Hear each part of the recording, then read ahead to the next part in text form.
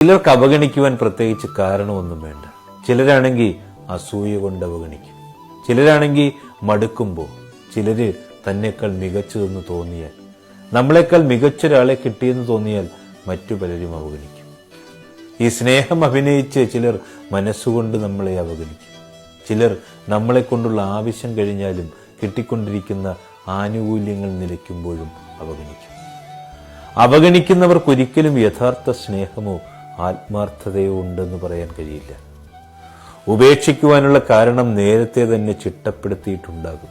കൃത്യമായ സമയത്ത് പഴുതുകളെല്ലാം അടച്ച് നമ്മളെ അങ്ങ് പ്രതിക്കൂട്ടിലാക്കും. ഒരു നിമിഷത്തെ അവഗണന മതിയെന്ന് ഒരു യുഗം കൊണ്ട് പടുത്തുയർത്തിയ സ്നേഹവും വിശ്വാസവും ഒക്കെ തകർത്ത് കളയാൻ. പരിഗണിക്കപ്പെടാത്ത ഇടങ്ങളിൽ സ്നേഹത്തെ തിരയാൻ പാടില്ല. അത് മരുഭൂമിയിൽ മഴക്കാടുകൾ തിരയുന്നതിന് തുല്യമാണ്. ഇടമില്ലെന്ന് തോന്നിയാൽ ഇറങ്ങി നടന്നേക്കണമെന്നേ, എത്ര പ്രിയപ്പെട്ട ഹൃദയങ്ങളിൽ നിന്നായാലും.